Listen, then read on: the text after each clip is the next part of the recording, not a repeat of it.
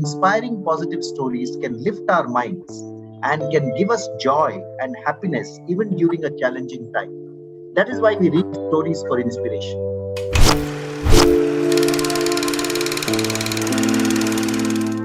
We are indeed honored and privileged and very happy to let you know that this week and our 70th edition has a special guest quizmaster, Mr. Harish Bhatt, the brand custodian of the Tata Group. And we are very, very happy to have Mr. Harish Bhatt address all of you and be the quizmaster and talk about many interesting stories and the contribution of the Tata Group, apart from many nuggets of nation building that the Tata Group has been involved with. Thank you very much. And I want to, Raghav, thank you and Q-Shala for welcoming me today and for inviting me to be guest quizmaster today. What a wonderful way to spend the Sunday morning for all our guests on the show. I think to all the children out there and to your parents, welcome to the Q-Shala Family Quiz, the 70th edition today. And I hope all of you enjoy yourselves. If you're going to enjoy yourselves, put up your hand. I can see many hands going up of people who want to enjoy themselves. Wonderful. Very, very, very, very good. So can you name this young girl pioneer from a small town in Karnal who has an asteroid named after her? Kalpana Chawla. Lots of answers coming in, and we have Divija Srivatsava who has answered the question. So Divija, go ahead. You can introduce yourself and give out the answer. Myself, Divija Srivastava. I'm from class 7. We have Kalpana Chawla. She is a young girl who was the first one to fly to space from NASA and who also has an asteroid named after her. Unfortunately, we lost this priceless gem on 2004 because of the space crash. So Divija Srivastava is absolutely right. Boys and girls, give her a big hand for a wonderfully right answer. So the person who was inspired is Kalpana Chawla. She's a national hero in our times. The first Indian woman of Indian origin to go into space. She flew on the space shuttle Columbia. And here she is. You can see her photograph there in the red spacesuit. And you can see the copy of the picture that she carried with her and another photograph of herself in an orange suit. You're quite right. She lost her life at the young age of 40 years in the space shuttle Columbia disaster. Which was a very tragic day for all of us. And she carried this black and white photograph of J.R.D. Tata on her very first flight into space. Why? She said, here was the man who inspired me to become an astronaut by his own flying. So you can see, ladies and gentlemen, even one act that J.R.D. Tata did inspired so many people around him, including Kalpana Chawla. What idea was created by this letter from J.R.D. Tata to Pandit Navarlal Nehru? What idea or what platform was created by this letter? I think it's Prime Minister Relief Fund. I'm very happy to tell you, Aditi, that answer is absolutely right. It was the Prime Minister's Relief Fund.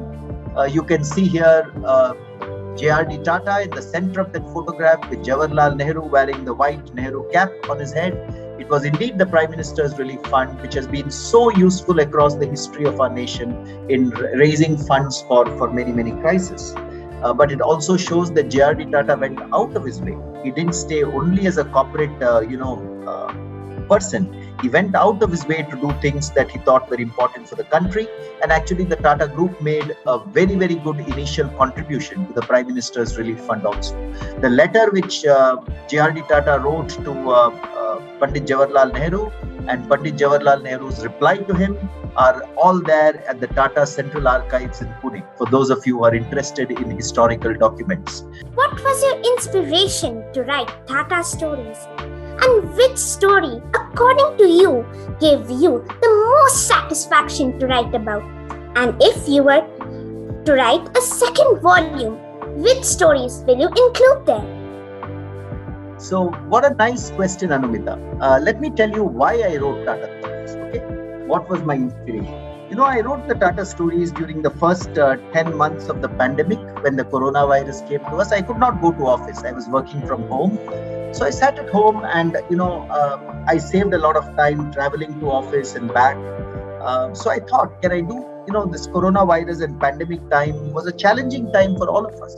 Many of you would have had to study online. not go out of house. Your parents may not have let you go out without a mask. And it was a challenging time for so many other people because so many lives were lost, so many people fell ill. So I said, can I write some inspiring positive stories? Because inspiring positive stories can lift our minds and can give us joy and happiness even during a challenging time. That is why we read stories for inspiration. Whether it's the Bible or the Mahabharata or the Ramayana or the Panchatantra, we read all these inspiring stories for inspiration. So I said, can I write some inspiring stories which can elevate minds, which can make people happy?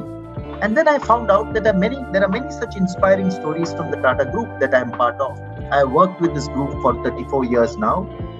So I discovered a lot of inspiring stories from the Tata Group. These are real life stories. They can give us a lot of motivation in our own lives. And I said, let me write these stories. So I wrote one story every week. I used to write the story on Saturday and Sunday when I got a weekend to myself. And soon I had written 40-50 stories. I had originally posted them on LinkedIn, but I said, if more people have to read these stories, what's a better way than to publish a book? And that is the story of how Tata Stories got published. That's the reason for the inspiration. What is my most favorite story in this book, you asked? Which story gave you the most satisfaction to write about? So which story gave me the most satisfaction to write about? I would think it's the very first story in this book. That is the story of Jamshedji Tata and his meeting with Swami Vivekananda. You can read about that story in this book. It's a beautiful story of how Jamshedji Tata, an industrialist, and Swami Vivekananda, a monk of the religious order, on a ship journey. What did they discuss on the ship journey? And what did it lead to? Eventually, it led to the establishment of the Indian Institute of Science in Bangalore. How did this happen? How did Swami Vivekananda support Jamshedji Tata on this? It's a beautiful story of an industrialist and a monk, both very respected figures in India, Swami Vivekananda and Jamshedji Tata, how they came together to make the Indian Institute of Science happen. So I think that gave me the most satisfaction. It was also a challenging story to write because I had to unearth a lot of historical data to be able to piece together the facts and write that story. If I were to write another book, what are other stories I would like to write? For instance, the story of Tata Salt is not in this book. I wish I could have written the story of Tata Salt here, but maybe in the sequel to this book I will write it because many of you showed me packets of Tata Salt just now. It's such a popular brand. 1 out of every 2 Indians use Tata Salt in their homes. So maybe that's a story, Anubita, that I will write if I had to write one more story for this book. Good morning, sir. I am P. Jaran Shetty. Please share about your school days. Please share about my school days. That's an interesting question, Jeroen and Jeremy. So, I did my school days in small towns across the country, not really in a big city like Bombay or Bangalore or Delhi. My father used to work in a bank. He used to work in Canara Bank. So every 3 years we would get transferred. So I did my schooling in places like Madurai, Coimbatore, Salem, Kollam, which was Quilon at that time in Kerala.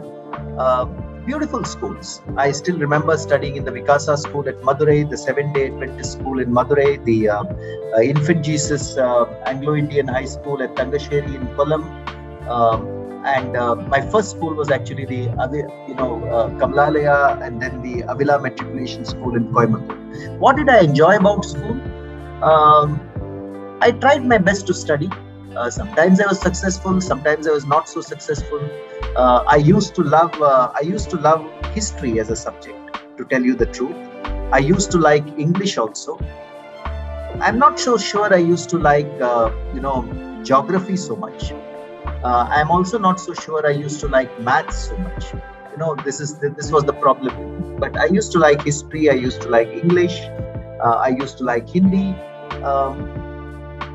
Let me say, I think I was reasonably well behaved, but there are few occasions on which I have been asked to stand out of the class also for doing stuff which was not really called for.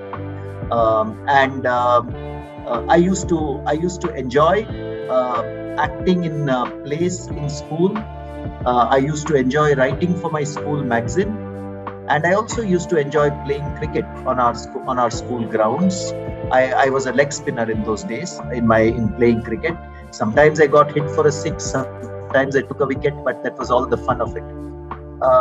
My favorite teacher in school was a gentleman called Stephen Dragoon, who taught me English literature. He taught me Shakespeare in my 11th and 12th standard. He was, of course, very angry with me one day that I did not write my essays on time, but he taught us very beautifully. So school is such a wonderful time of all your lives. Please enjoy school. Study as much as you can. It's also the time to learn. You also get very good values in school. But what I remember most about school are the friends that I made. I had a few very good friends in school. I'm sure all of you have some very good friends in your respective schools. And even today, I'm in touch with some of those friends. They are now in various parts of the world. But, recently, I must tell you, we got together to celebrate the 50th anniversary of our school, Vikasa in Madurai.